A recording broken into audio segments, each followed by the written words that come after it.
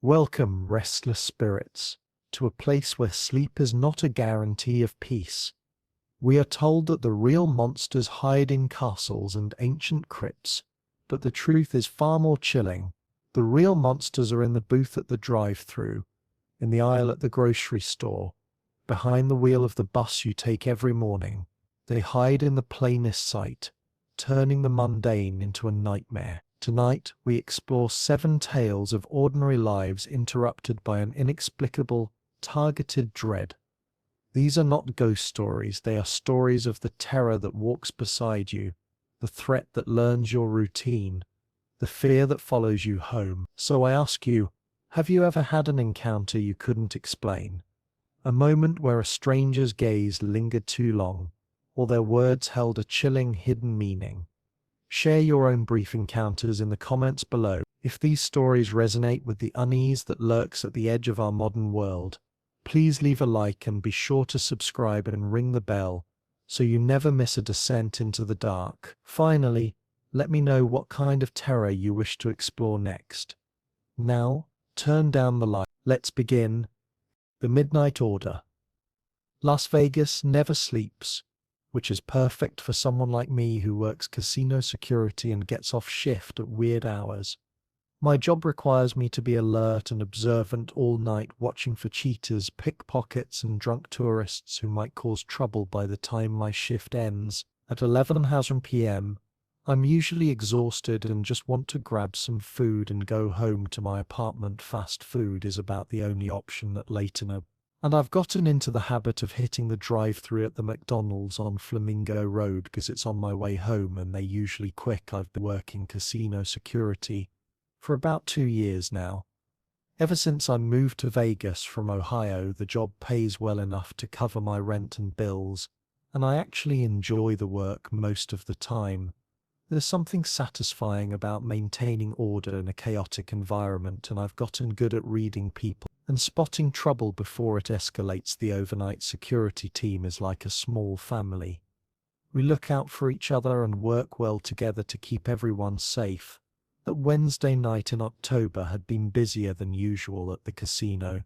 We'd had a bachelor party that got too rowdy and had to be escorted out. A woman who accused another player of cheating at poker, and the usual collection of drunk tourists who needed gentle redirection away from areas where they weren't supposed to be. By the time my shift ended, I was looking forward to getting some food and going home to decompress. Up to the McDonald's drive-thru around 11:15 p.m. The restaurant was still busy with late-night customers, other casino workers getting off shift, taxi drivers grabbing quick meals, and tourists looking for cheap food after a night of gambling. I could see the glow of the menu board ahead of me and hear the crackling of the intercom system as cars in front of me placed their orders. When it was my turn, I ordered my usual, a Big Mac combo with medium fries and a Coke. Nothing fancy, just something filling to tide me over until I could get home and make a proper meal. The voice through the intercom told me my total and asked me to pull forward to the first window. I drove up and waited behind a couple of other cars, scrolling through my phone while I waited. When I reached the payment window, something strange happened. The young man working the register looked at me with this odd expression, like he recognized me from somewhere. He was probably in his early 20s, thin with dark hair and pale skin. He leaned toward the window and said, "Someone already paid for your order. You're all set." He smiled, but it wasn't a friendly smile. It was more like he was in on some kind of joke that I didn't understand. I was confused because I hadn't asked anyone to pay for my food and I couldn't think of anyone who would have known I was there. I asked him who had paid, but he just shrugged and said, "Some guy earlier said to take care of you when you came through." Then he handed me a bag and said, "Also wanted you to have this special order instead." I took the bag and looked inside. There was my Big Mac combo. Exactly what I'd ordered, but there was also a folded piece of paper tucked under the burger wrapper. I pulled it out and read it, written in neat handwriting were the words, "The meat was chosen just for you." I felt a chill run down my spine. Something about the message felt threatening, like it had some meaning. I wasn't supposed to understand. I looked back at the worker, but he was already helping the next customer. I drove to the pickup window to ask more questions. But when I saw something that made my blood run cold. The worker who handed me the bag was standing at the window, still smiling that strange smile. But now I could see he wasn't wearing a McDonald's uniform. He was wearing a plain dark t-shirt and jeans. And behind him on the floor of the restaurant could see someone in a McDonald's uniform lying motionless. I rolled down my window and asked, "Where's the regular worker? Is everything okay in there?" The man's smile got wider and he leaned closer to the window. "Oh, he's just taking a little break. I'm covering for him." But his voice had changed now. It was colder, more menacing. I could see his hands were stained with something dark and there were scratches on his arms like he'd been in a fight. That's when I noticed something else in the back underneath the food. There was a photograph. It was a picture of me sitting in my car taken outside the driver's side window. I was wearing the same clothes I had on that night and I could see the McDonald's menu board in the background. The photo had been taken just minutes earlier while I was waiting in line. I looked up at the man in the window and he was still smiling. He said, "You in pictures. I've been watching you for a while now." I could see the real McDonald's worker on the floor behind him, starting to move slightly like he was regaining consciousness. I realized this man had attacked the employee and taken his place.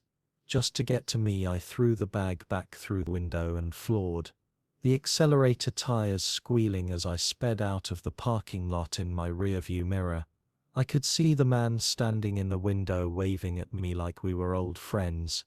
Saying goodbye, I drove straight to the nearest police station, which was only about 10 minutes away. I was so hard I could barely hold the steering wheel steady. The police took my report seriously and immediately sent units to the McDonald's. They found the real employee unconscious in the back room. He'd been hit in the head but was okay. The restaurant security cameras had been disabled and the man I encountered was nowhere to be found. The manager said no one matching his description worked there and none of the other employees had seen him before. I never found out who he was or how he knew I would be there that night. The police said it was possible he'd been watching me for weeks. Learning routine, waiting for the right opportunity. The thought that someone had been tracking my movements, planning this encounter, still makes me sick to my stomach. Part 2: The Man in the Gloves. Shopping for my nephew's birthday present should have been a simple task. Jake was turning 6, and my sister had given me specific instructions about what kind of toy to get him. Something educational but fun, nothing too loud or messy, and definitely age-appropriate. She'd suggested the toy section at Walmart in Amarillo, Texas, where I was visiting for the weekend. I'd driven down from Colorado for Jake's birthday party and I wanted to find the perfect gift that would make him smile. It was a Saturday afternoon in late July, and the Texas heat was brutal. Even with air conditioning, walking from the parking lot to the store left me sweating inside the Walmart. It was cool and busy with weekend shoppers. Families with kids were everywhere, which made sense since it was prime time for parents to run errands with their children. The toy section was crowded with kids playing with display items while their parents tried to shop. I made my way to the toy aisles looking for the educational games. My sister had mentioned the store was laid out differently than the Walmart back home, so I had to wander around a bit to find what I was looking for. I was comparing different board games when I noticed a man standing at the end of the aisle just watching the toy section. He wasn't shopping, he didn't have a card or basket, and he wasn't looking at any specific items. He was just standing there observing. What struck me as odd was that he was wearing leather glove, the kind you'd wear in winter or for manual labor. But it was July in Texas, probably close to 100 outside, and the air conditioning in the store wasn't that strong. Everyone else was wearing t-shirts and shorts trying to stay cool. The gloves seemed completely out of place and impractical for the weather. The man was probably in his 40s average height, with thinning brown hair and a pale complexion. He was wearing dark jeans and a long-sleeved shirt, which also seemed too warm for the weather, but it was the gloves that really caught my attention. They were thick brown leather work gloves, kind construction workers or mechanics might wear. His hands were clasped behind his back, and he was standing perfectly still, just watching the families in the toy section. I tried to focus on finding Jake's present, but I kept noticing the man in my peripheral vision. He didn't move from his spot and he didn't seem to be looking at any toys. Instead, he appeared to be watching the children who were playing with the display items. His head would turn slightly to follow kids as they moved from one aisle to another, but he never approached anyone or said anything. I picked up an educational puzzle that seemed perfect for Jake and moved to another aisle to look at some building blocks. The man was still there in the same position, still watching. I was starting to feel uncomfortable about his presence, but I told myself I was being paranoid. Maybe he was waiting for someone, or maybe he was just a socially awkward person who didn't know how to shop normally. But then I noticed something that made me more concerned. Every time I moved to a different aisle within the toy section, the man would shift his position too. When I went to look at action figures, he moved to where he could see that aisle. When I went to check out some art supplies, he repositioned himself again. It was like he was following my movements but trying to be subtle about it. I decided to test my theory. I walked over to the electronics section, which was completely separate from the toys. Within a few minutes, I saw the man walking in that direction too. He stopped at a display of phone cases, but I could tell he wasn't really looking at them. He was positioning himself where he could see me. When I went back to the toy section, he followed again. This pattern continued for about 20 minutes. I was getting increasingly nervous, but I still needed to buy Jake's present. I finally selected the puzzle and a set of building blocks, and I headed toward the checkout area. The man with the gloves followed at a distance, always staying far enough away that it might look like a coincidence, but close enough that I could see him. I paid for my purchases and walked out to the parking lot, looking over my shoulder to see if he was still following me. I didn't see him inside the store, so I assumed he'd given up and moved on to whatever he was actually there to do. I loaded my bags into my car and started to drive away, feeling relieved that the weird encounter was over. But when I got back to my sister's house, I found something disturbing on my car. On the hood, placed carefully so I wouldn't miss it, was a small toy truck.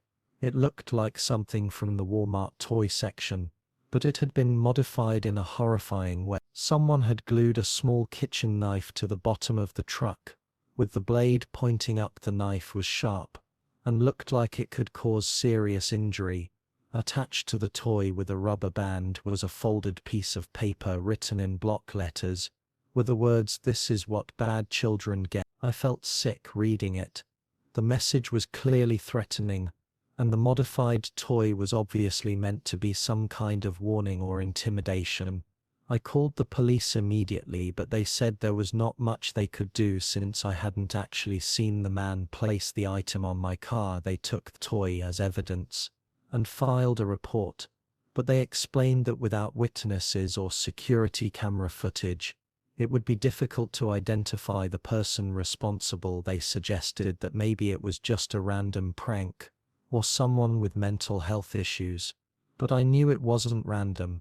The man with gloves had been watching me, following me, and somehow he'd figured out which car was mine. He'd planned this whole encounter, bringing the toy and the knife, waiting for the right moment to leave his disturbing message. The fact that he'd been watching children in the toy section while wearing gloves made the whole thing even more sinister. I stayed at my sister's house for the rest of the weekend, but I couldn't stop thinking about the man and his strange behavior. Every time I saw someone wearing gloves or acting oddly in a store, I remembered that afternoon in Amarillo. I never found out who he was or why he'd targeted me, but the experience left me much more aware of my surroundings when I'm shopping alone. Part 3. The pliers on the door handle. Long drives across the country have always been my preferred way to travel. There's something peaceful about being alone on the highway, watching the landscape change, mile by mile, stopping whenever I want to rest or explore. I was driving from Denver to visit my parents in St. Louis, a trip I'd made several times before. The route takes you through some pretty desolate areas of Kansas and Missouri, with long stretches of highway where you might not see another car for 20 or 30 minutes. I usually plan my stops carefully, researching gas stations and rest areas along the route so I know where I can safely stop to refuel and take breaks. But this particular trip I'd left later than planned and was running behind schedule. By the time I hit Missouri, it was almost midnight, and I was starting to get tired. I'd been driving for about 8 hours straight and needed to stop for gas and coffee to make it the rest of the way. I saw signs for a truck stop off the next exit, which seemed perfect. Truck stops are usually well lit and busy even late at night, so they feel safer than small gas stations in the middle of nowhere. But when I got off the highway, I realized the truck stop was closed for renovations. The only option was a small independent gas station about a mile down the road. The gas station was one of those old-fashioned places that looks like it hasn't been updated since the 1980s.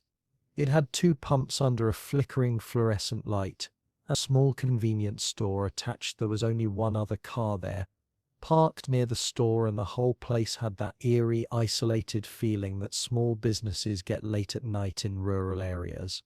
I pulled up to the pump and got out to fill my tank. The night air was cool and damp, with the smell of rain coming from the west. I could hear the distant hum of traffic on the highway, but otherwise it was completely quiet. The pump was old and slow, so I had plenty of time to look around while I waited for my tank to fill. That's when I noticed the van parked behind the convenience store. It was a one-panel van, probably from the 1990s, with no windows except for the front windshield and driver's side windows. It was parked in a spot that wasn't really a parking space, more like it had been pulled around back and hidden from view of the road. The van looked old and worn, with rust spots and dents suggested it had been driven hard for many years. I thought it was probably just an employee's vehicle, or maybe someone who worked at the gas station had parked there for the night. It's not uncommon for people to park behind businesses in small towns, especially if they know the owner. But something about the van bothered me. It was positioned in a way that seemed deliberately hidden, and it looked out of place at such a small rural gas station. After my tank was full, I decided to go inside and use the restroom. The convenience store was typical for a place like this: narrow aisles packed with snacks, drinks, and automotive supplies. The clerk was a middle-aged woman who looked tired and ready for her shift to end. She was friendly enough, giving me directions to the restroom and asking if I needed anything else. The restroom was at the back of the store, down a short hallway that led to a rear exit. As I was walking back from the bathroom, I glanced through the back door's window and saw that the van had moved.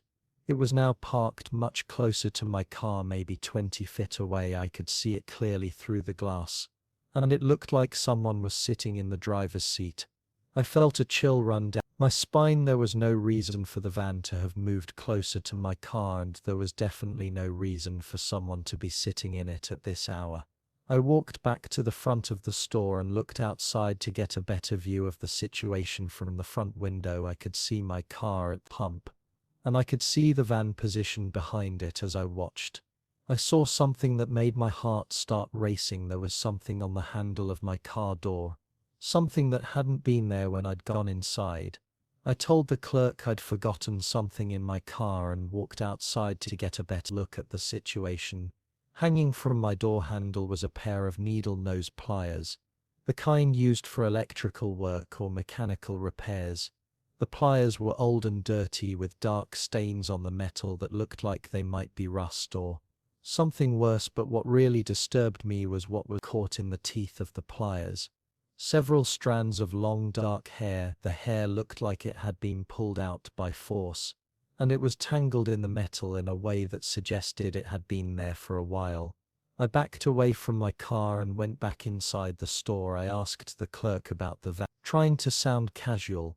She looked confused and said she didn't know anything about it.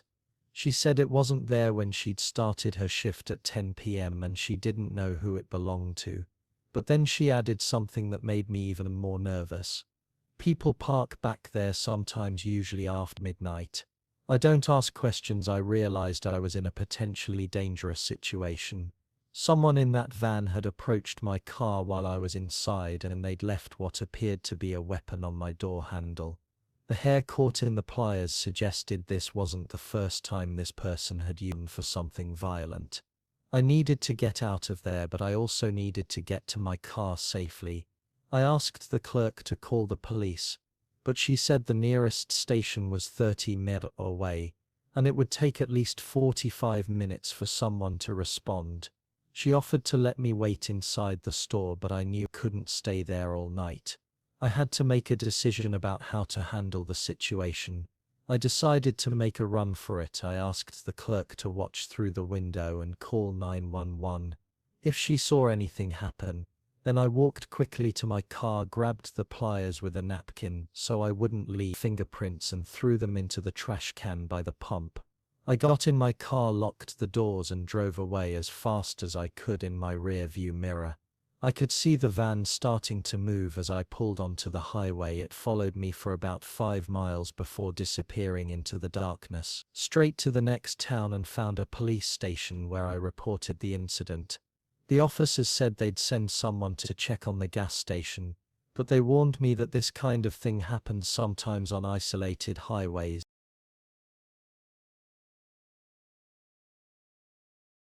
Part 4. Last Stop Market. Road trips have always been my way of clearing my head and getting away from the stress of everyday life. I work in software development, spending most of my time staring at computer screens and dealing with deadlines. So driving long distances gives me a chance to decompress and think about things other than code and project timelines.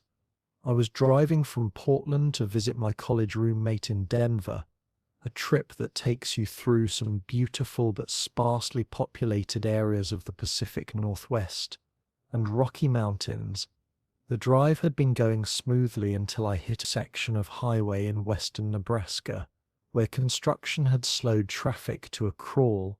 What should have been a 4-hour stretch took almost 7 hours, and by the time I was through the construction zone, it was well past midnight. I was exhausted and running low on gas, so I started looking for a place to stop and refuel. Most of the small towns along that route shut down completely after 10 p.m., but I finally found a 24-hour convenience store and gas station at a lonely crossroads about 50 miles from the Colorado border.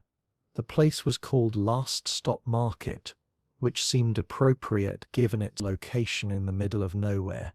It was one of those independent stores that probably serves truckers and other travelers who find themselves driving through the area at odd hours.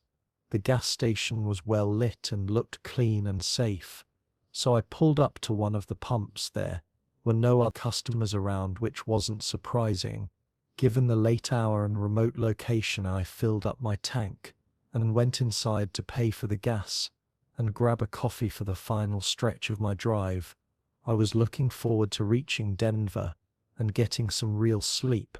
The store was small but well stocked with the usual assortment of snacks, drinks, and travel necessities.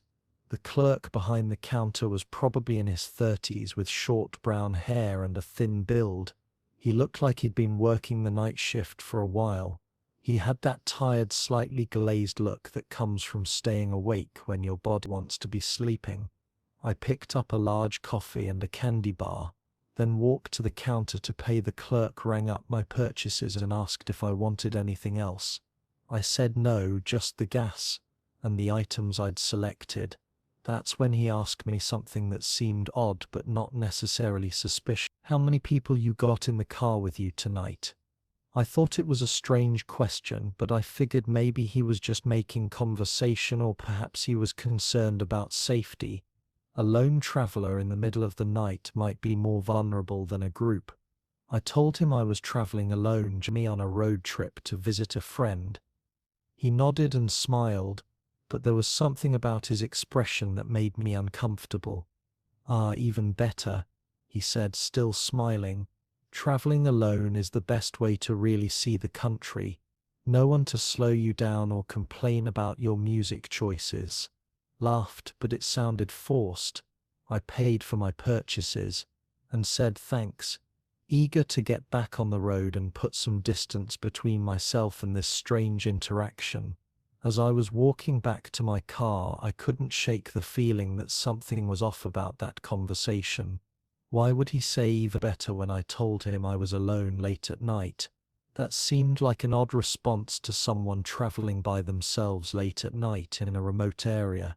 But I told myself I was being paranoid, probably just tired from the long drive and the construction delays. I got back in my car and started driving toward Colorado. The road was empty except for the occasional truck, and I was making good time. I had the radio on low and was enjoying the peaceful feeling of driving through the night.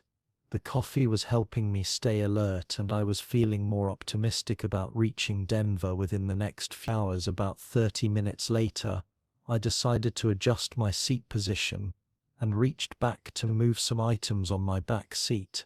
That's when I felt something that shouldn't have been there. There was a small object on the seat, something that definitely hadn't been there when I'd started driving. I turned on the interior light and looked back to see what it was. It was a keychain with a name tag attached to it. The name on the tag was Marcus, not my name, and not anyone I knew. The keychain was old and worn, like it had been carried around for years. But what really disturbed me was the piece of paper attached to a rubber band, written in neat handwriting, were the words "only unlock when there's silence." I pulled over immediately and checked all the doors and windows of my car. Everything was still locked, exactly as I'd left it. I looked in the back seat, the trunk, under the seats. Everywhere someone might be hiding. The car was empty except for me and my travel bags. I checked the locks again, tested the windows, even looked under the car with my phone's flashlight. There was no sign that anyone had been in the car or tampered with it. But somehow someone had placed that keychain and note in my car. The only place I'd stopped was the convenience store, and I'd locked the car when I went inside. I remember being careful about that because of the remote location and late hour. The clerk was the only person who'd seen me, and he was the one who'd asked me about how many people were in the car with me. I called 911 and reported the incident. The dispatcher took my information and said they'd send a patrol car to check on the convenience store, but she explained that it would take at least an hour for someone to get there. Given the remote location, she advised me to drive to the nearest town and wait at a police station. If I felt unsafe, I drove to the next town and found the police station, where I spent the rest of the night. The officers were helpful and took my report seriously, but they said it would be difficult to investigate without more evidence. They kept the keychain and note, and they promised to follow up on the convenience store clerk. They claimed he didn't know anything about it, and suggested that maybe I'd picked up the keychain somewhere else and forgotten about it. But I know that's not what happened. The whole experience left me shaken and more cautious about where I stop when I'm traveling alone. I still take road trips, but I'm much more careful about choosing well-lit, busy places to stop, and I always double-check my car after being away from it. Part 5. The Shopper. Working at the hospital means my life doesn't follow a normal schedule. I'm a nurse in the emergency department, and we work rotating shifts that change every few weeks. Sometimes I'm working days, sometimes nights. Sometimes I have to pull a double shift when we're short-staffed. Schedule is completely unpredictable, which makes it hard to maintain any kind of routine outside of work. I never know when I'll have time to do basic things like grocery shopping, laundry, or even getting enough sleep. The Trader Joe's near my apartment in Salt Lake City has become my lifeline of their extended hours. They're open until midnight and start early in the morning, so I can shop whenever I get off work. No matter how weird the timing is, I've learnt to grab groceries at 2 a.m. after a late shift or at 6 a.m. before an early one. It's not ideal, but it works with my crazy schedule. I'm usually rushing, trying to get in and out as quickly as possible, so I can get home and either crash or get ready for my next shift. Because my schedule is so irregular, I don't shop the same day every week or buy the same things. Sometimes I'm stocking up for several days. Sometimes I just need something quick for dinner. I might go a week without shopping, then go 3 times in one week. If I'm working a lot of shifts, I definitely don't have the luxury of meal planning or maintaining consistent shopping habits like people with normal jobs do. About 4 months ago, I started noticing the guy who seemed to be there every time I went shopping. He was probably in his 40s, average height and build, always wearing a baseball cap and thick-rimmed glasses. At first I thought it was just a coincidence. Maybe he worked unusual hours too, or maybe he was an insomniac who preferred shopping when the store was less crowded. I see the same people at the hospital all the time because we all work similar schedules, so I figured it was the same kind of thing. He seemed harmless enough sometimes. He'd give me a friendly nod when we passed each other in the aisles, like you do with people you recognize, but don't really know. I appreciated that he wasn't trying to make conversation or hit on me, which happens more often than you'd think when you're a young woman shopping alone at odd hours. He just minded his own business and seemed to be doing his shopping just like I was doing mine. Then I started noticing him more frequently. It wasn't just that we happened to be there at the same time. Occasionally it was like he was there every single time I went shopping, regardless of what day it was or what time I showed up. If I went on a Tuesday morning, he was there. If I went on a Friday night, he was there. If I had to make a quick run on Sunday afternoon, he was there. It seemed impossible that someone could have such a similar schedule to mine, especially since my schedule was so random. The encounter that really unsettled me happened on a Thursday evening in early November. Finished a brutal 12-hour shift, and I was exhausted. All I wanted was to grab some pasta and sauce for dinner, and maybe some fruit for breakfast. I was standing in the pasta aisle trying to decide between different brands. When he approached me, he had this concerned look on his face, like he was genuinely worried about me. He said, "Hey, you usually come in on Wednesday nights around this time, but you were here Friday instead last week. Everything okay?" I was so tired that it took me a moment to process what he'd said. I stood there staring at him, trying to figure out how he could possibly know when I usually shopped. I definitely hadn't told him about my schedule, and I didn't even have a regular schedule to tell him about. I managed to give him a confused smile and said something like, "Yeah, just work stuff, you know how it is." Then I quickly moved to another aisle, uncomfortable, but as I was walking away, I kept thinking about how confidently he'd said usually and how he'd noticed that I'd been there on Friday instead of Wednesday. How could he possibly keep track of when I shopped, and more importantly, why would he? I tried to put it out of my mind, but the whole thing bothered me. I started paying more attention to him when I saw him in the store. He always seemed to be shopping, moving through the aisles with his cart, but I noticed that he never seemed to actually buy very much. And sometimes I'd catch him looking in my direction like he was keeping track of where I was in the store the following week. Something happened that made me realize how serious this situation was. I came home from work to find a package outside my apartment door. There was no return address, and I didn't recognize the handwriting inside. Was a computer printout that listed every single item I'd bought from that Trader Joe's over the past several months. Everything was there: the organic pasta I bought regularly, the almond milk I preferred, the frozen vegetables I grabbed when I was too tired to cook fresh ones, even the weird flavor of kombucha I tried once and never bought again. The list was organized by date, and I could see patterns in my shopping that I hadn't even noticed myself. It showed when I switched from one brand of cereal to another, when I'd gone through a phase of buying a lot of salad ingredients, when I had started buying more frozen meals during a particularly busy period at work. Someone had been tracking my purchases for months, noting my preferences, creating a detailed record of my habits.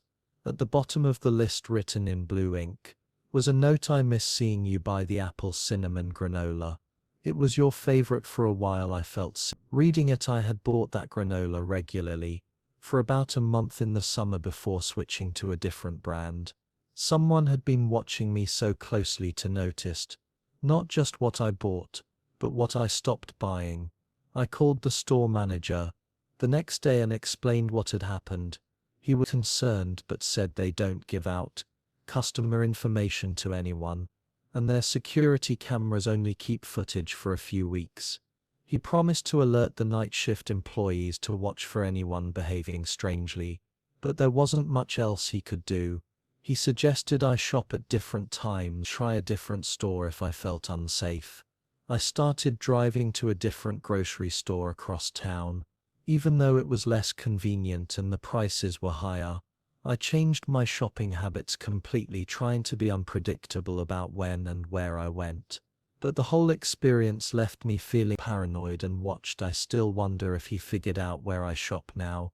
If he's standing in some other grocery store aisle watching someone else and taking mental notes about their routine. Part 6. The Janitor.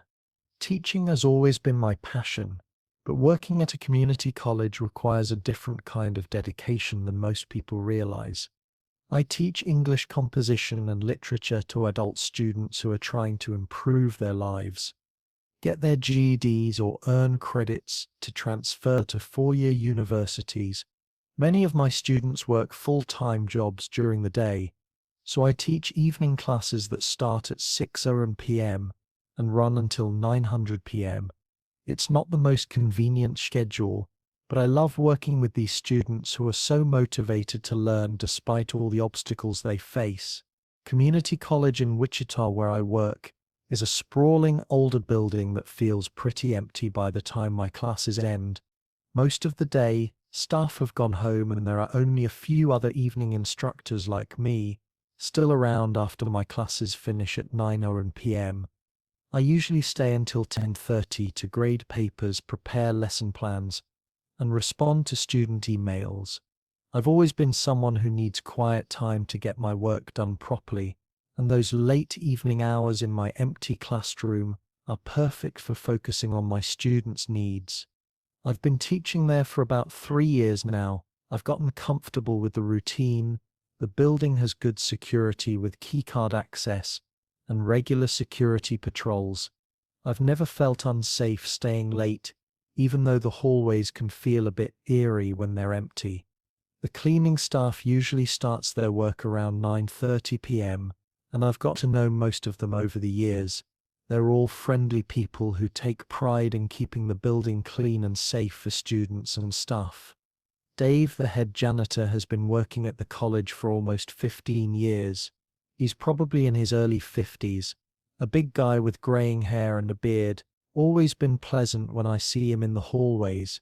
He'd make small talk about the weather, ask how my classes were going, or comment on how dedicated my students seemed to be. I appreciated that he took an interest in the educational mission of the college, not just the cleaning part of his job. He seemed like a genuinely nice man who cared about creating a good environment for learning over the past few months. Dave had started stopping by my classroom more frequently when I was working late.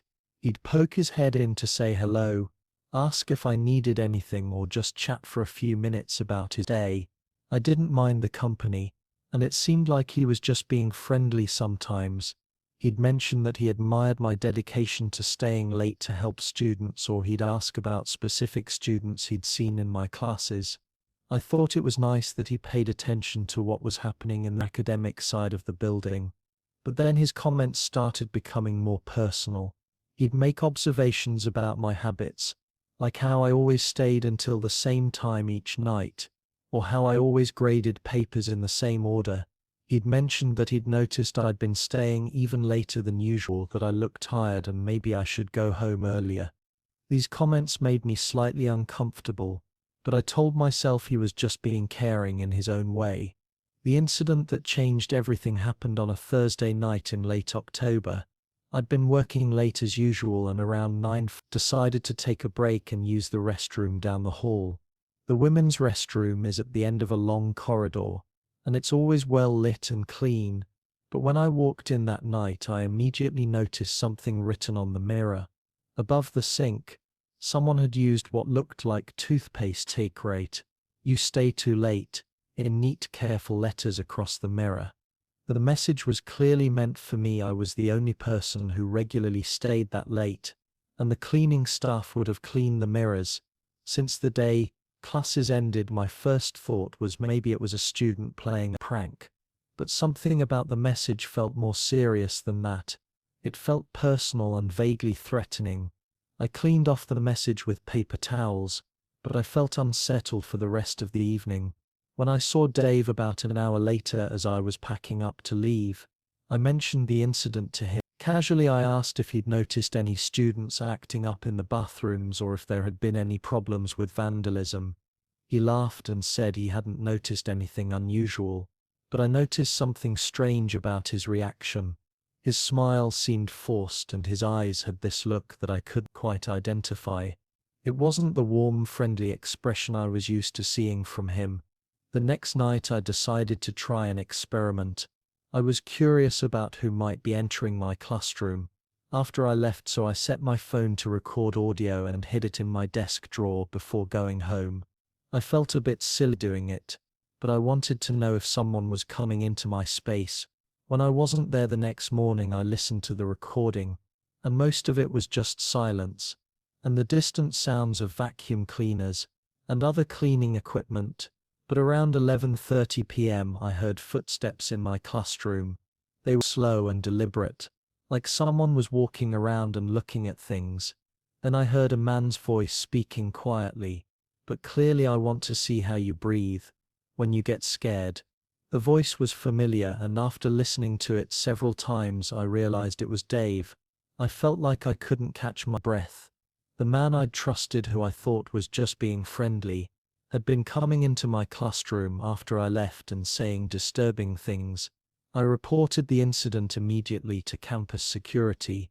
They took the recording seriously and confronted Dave about it.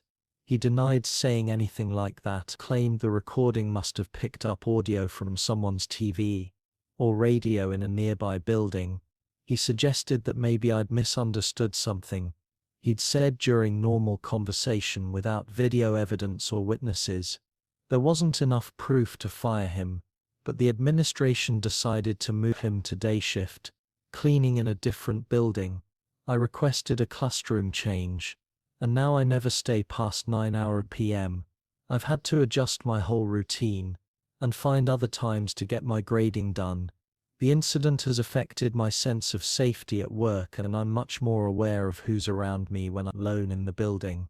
Sometimes when I'm packing up to leave at the end of the evening, I still feel like someone is watching me from the hallway, but I tell myself it's just paranoia from what happened with Dave.